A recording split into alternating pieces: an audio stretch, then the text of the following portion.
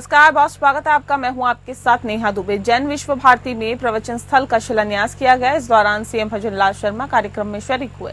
उन्होंने कहा कि किसी भी प्रदेश की समग्र उन्नति का आंकलन केवल भौतिक विकास से नहीं बल्कि वहां के नागरिकों में मानवीय मूल्यों और विचारों की समृद्धता से भी होता है। उन्होंने कहा कि भौतिकवाद से आध्यात्मवाद की ओर बढ़ने पर हमारे आचरण और विचार समाज के प्रति बदलते हैं और हम समाज, देश और राष्ट्र के लिए समर्पित भाव से कार्य कर पाते हैं। सीएम भजनलाल शर्मा ने कहा कि मानवीय मूल्यों के उत्थान एवं विकास में संतों का महान योगदान रहा। भारत भूमि ने ऐसे लोगों को जन्म दिया जो युग के साथ नहीं बहे बल्कि युग को अपने बहाव के साथ ले गए।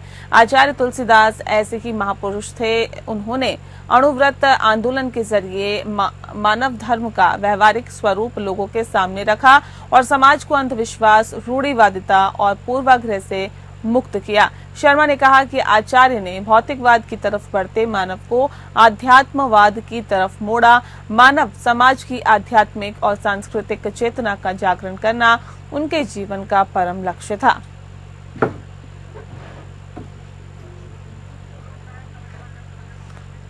भौतिक विकास और विचारों की समृद्धता की बात यहाँ पे की गई। और बता दें आपको कि सीएम ने क्या कुछ कहा, ये बताने के लिए सीधे हमारे साथ रूपनारायण सवरिया हमारे संवाददाता जुड़ गए हैं। रूपनारायण, इस दौरान और सीएम ने क्या कुछ कहा, विस्तार से बताएं। देखिए मैं यहाँ बताना चाहूंगा कि जैन विश्व भारती प्रवचन स्थल पर जो है शिलान्यास प्रोग्राम में मुख्यमंत्री भजनलाल शर्मा पहुंचे और उन्होंने जो है यहाँ पे स्पष्ट बात की है कि आध्यात्म जो है वो भौतिकवाद से भिन्न है। आध्यात्म से हम भौतिकवाद की तरफ गए हैं तो कहीं ना कहीं जो है विनाश की तरफ बढ़ रहे हैं, लेकिन आध्यात्म एक ऐसी चीज है जो हमें विनाश से बचाएगा, पूरे संसार को विनाश से बचाएगा। आध्यात्म जो है भारत की शक्ति रही है, प्राचीन टाइम से जो है भारत की शक्ति रही है। भारत में जो है विभिन्न महापुरुषों का यहाँ पे जन्म दिया है जिन्होंने आध्यात्मिकता के आधार पर जो है देश का नाम रोशन किया और विश्व गुरु जो भारत था वो उसी कड़ी में आता है। तो यहाँ पे सीएम ने जो है आध्यात्म की बात करते हुए जो है विकास की बात की है कि आध्यात्म की तरफ जो है भारत को जो प्राचीन समय से भारत उधर था तो कहीं ना कहीं जो भौतिकवाद आने के बाद जो है कमियां रही है उन कमियों को आध्यात्मवाद ही दूर कर सकता है और हमें जो है आध्यात्मवाद की तरफ मूव करना पड़ेगा। जी नेहा। जी बहुत शुक्रिया आपका रूपनारायण। आप बने रहिए हमारे साथ, आगे भी आपसे जानकारी लेंगे।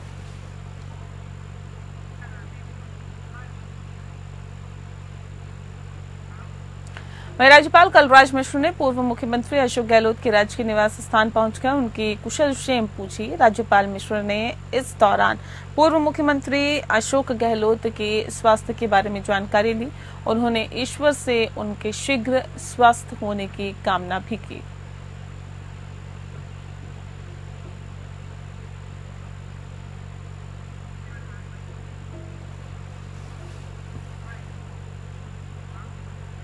वहीं कैबिनेट मंत्री जोगाराम पटेल जोधपुर पहुंचे और सर्किट हाउस में जनसुनवाई की। यहां पर पत्रकारों से बातचीत करते हुए जोगाराम पटेल ने कहा कि राज्य सरकार का इस बार का बजट सब वर्गों को साथ में लेकर चलने वाला है। बजट को लेकर विपक्ष तक ने इसकी तारीफ की है। बजट सभी वर्गों को ध्यान में रखकर बनाया गया है और साथ ही मुख्यमंत्री ने बजट के पर्यावरण को लेकर भी आवश्यक दिशा निर्देश अधिकारियों को दिए हैं। जल्द ही बजट घोषणाएं धरातल पर नजर आने लग जाएगी। और पटेल ने कहा कि किसानों को ध्यान में रखते हुए कई महत्वपूर्ण फैसले लिए गए हैं और अब यदि किसी किसान के खेत में से विद्युत विभाग की लाइन निकलती है तो पोल के नीचे की जमीन और उसके 1 मीटर की परिधि की जमीन का मुआवजा भी दिया जाएगा और वो भी डीएलसी रेट का 2 गुना।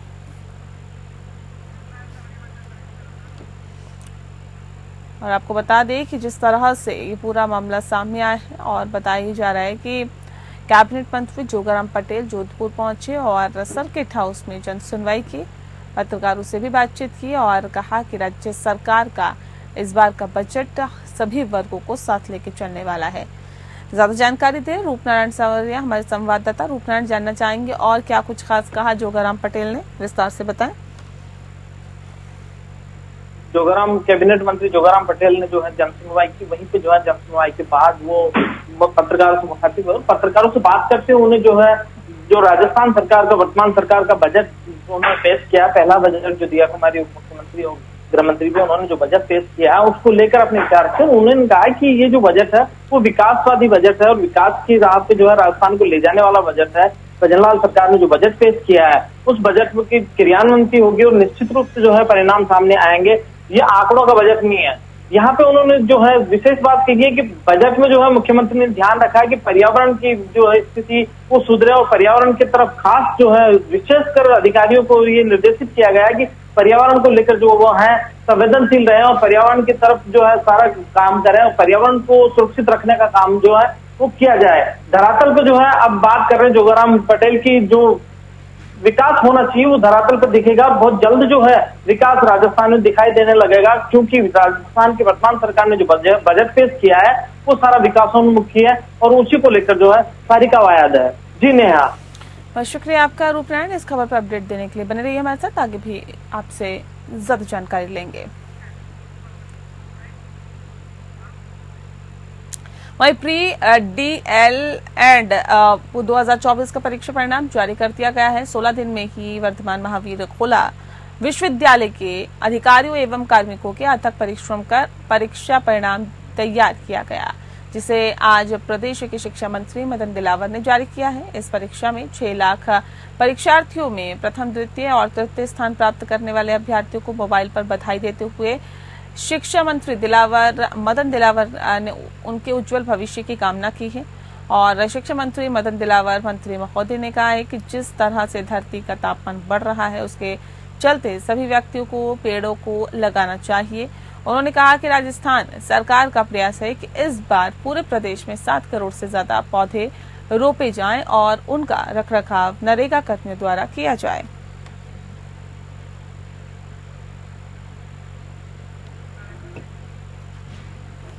तो बता दें आपको कि मात्र 16 दिन के अंदर ही तैयार किया गया है पूरा रिजल्ट।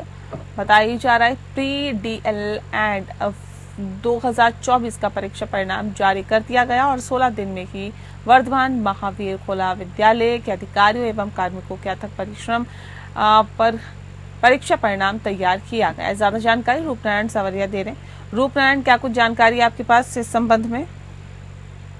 ये जो है रिजल्ट प्री DL का 2024 का वो रिकॉर्ड टाइम में 16 दिन में जो है रिजल्ट एग्जाम लगने के बाद जो है रिजल्ट तैयार करके जो है 16 दिन में जारी कर दिया गया, जिससे कि आगामी सत्र के लिए जो है विद्यार्थियों को कोई परेशानी ना हो, परीक्षार्थियों को कोई परेशानी ना हो। तो यहाँ पे जो है सिस्टम की बात करेंगे कि शिक्षा का जो है कहीं ना कहीं सिस्टम में सुधार हुआ है पिछले सरकारों में या पिछले टाइम की अगर बात करें तो कई बार जो है परीक्षाएं समय से डिले हुई और कई समस्याओं का सामना जो है यहाँ करना पड़ रहा था अभ्यर्थियों को। लेकिन ये जो है रिकॉर्ड यहाँ पे 16 दिन में जारी किया गया, इसी को लेकर जो है जहाँ मंत्री ने पीठ साफ सफाई है कर्मचारियों की, वहीं पे जो है जो लगभग 6 लाख अभ्यर्थी इसमें बैठे थे और उनमें से जो प्रथम, सेकंड और थर्ड आने वाले जो अभ्यर्थी थे उनको पर्सनली फोन करके जो है शिक्षा मंत्री मदन दिलावर ने जो है प्रोत्साहित किया है। पर्सनली अगर किसी मंत्री का फोन आता है तो ऐसी प्रतिभाओं को जो है उत्साह कहीं ना कहीं जो है उत्साहवर्धन होना स्वाभाविक है और यहाँ पे वही काम जो है मंत्री मदन दिलावर ने किया है। फिलहाल मैं ये बता दूं, मदन दिलावर जो है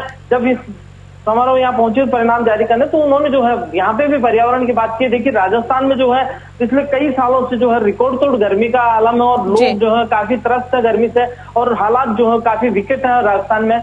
और पर्यावरण ही एक ऐसा संसाधन है जो इस हालात से जो है राजस्थानियों को बचा सकता है, प्रदेशवासियों को बचा सकता है। तो हर मंत्री भजनलाल सरकार का जो है पर्यावरण की बात कर रहा है और यहाँ पे भी उन्होंने आह्वान किया है कि पेड़ लगाएं, ज्यादा से ज्यादा पेड़ लगाएं और पर्यावरण के बचाने का जो है आह्वान मंत्री मदन दिलावर ने यहाँ पे किया है।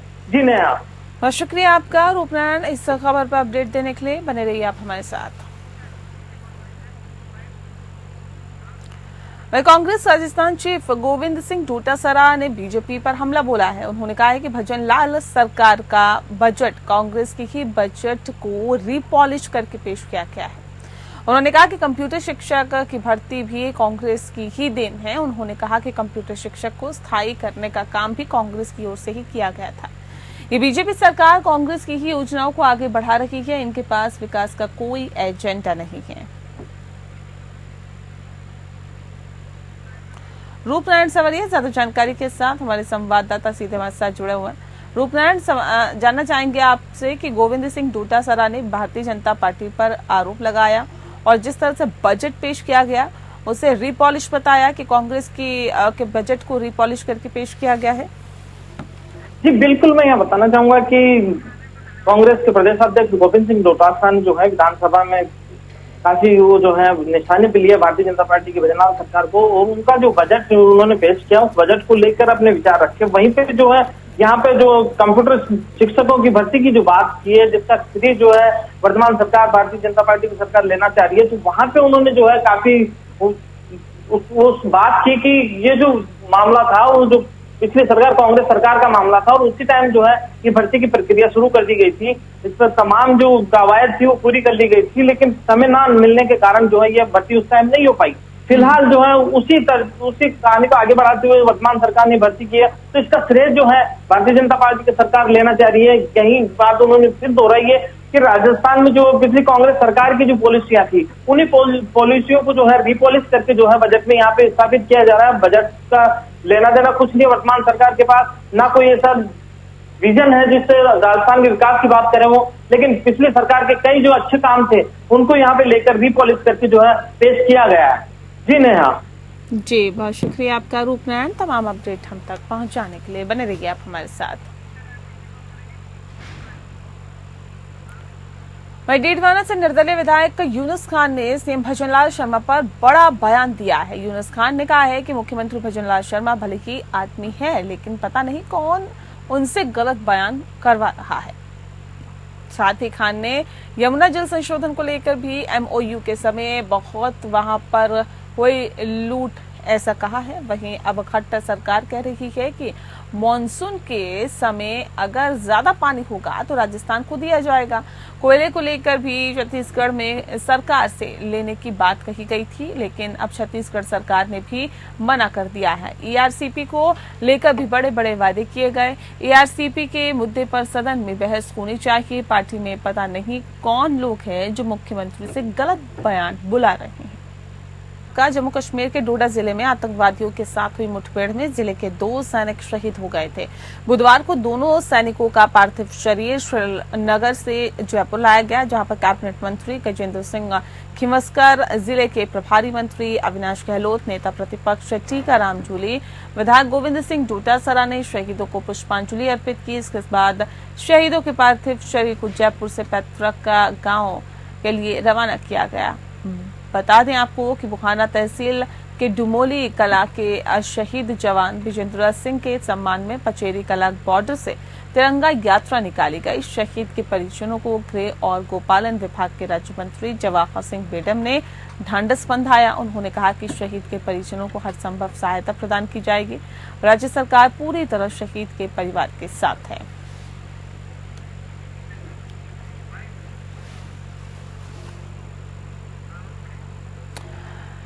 और आगे खबर का रुख करते हैं। गंगापुर सिटी जिले के क्षेत्र में इन दिनों उमस भरे मौसम से निजात पाने के लिए बिजली का सहारा लिया जा रहा है। बता दें आपको कि इस बीच ग्रामीण इलाकों के लिए बदकिस्मती की बात ये रही कि बिजली विभाग द्वारा शहरी क्षेत्र में बिजली 24 घंटे सुचारू रखकर ग्रामीण इलाकों से कटौती की जा रही है, जिसे लेकर जिले भर में गुस्साए सैकड़ों ग्रामीणों ने टोडा भीम उपखंड के पाठला स्थित 132 केवी जीएसएस पर धावा बोल दिया।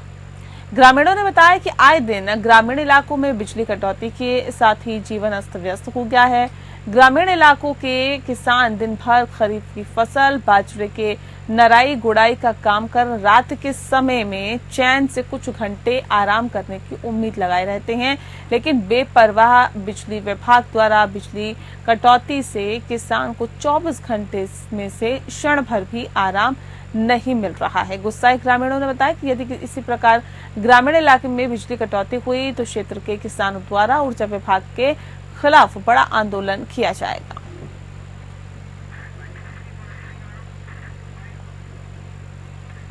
विराटनगर विधानसभा क्षेत्र में ग्राम पापड़ा में तत्कालीन सरपंच के निलंबन के बाद 5 महीने से रिक्त सरपंच पद पर जिला कलेक्टर के निर्देश पर उप सरपंच राकेश गुर्जर को पदभार सौंपा गया। जानकारी के अनुसार पापड़ा सरपंच रामचंद्र चौधरी को फरवरी में निलंबित कर दिया था। इसके बाद से ही सरपंच पद रिक्त था और 9 जुलाई को जिला कलेक्टर कोतपुतली बहरोड ने आदेश जारी कर उप सरपंच को चार्ज देने के निर्देश दिए थे। इसके बाद उप सरपंच राकेश गुर्जर को सरपंच का चार्ज सौंपा गया, जिससे कि अब आम जनता के ग्राम पंचायत कार्यालय संबंधित बंद कार्य सुचारू होंगे।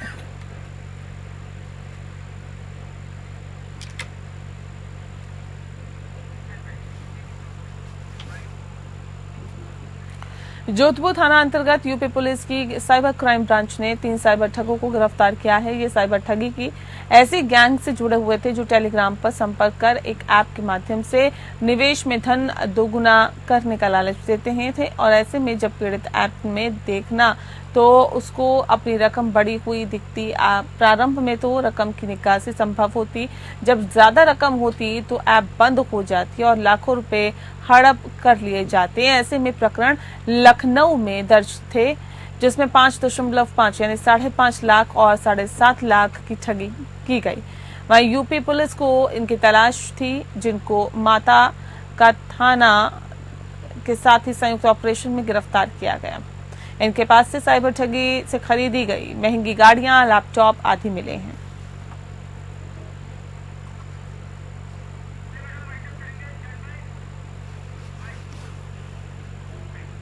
और इसी के साथ फिलहाल इस बुलेटिन में इतना ही। नमस्कार।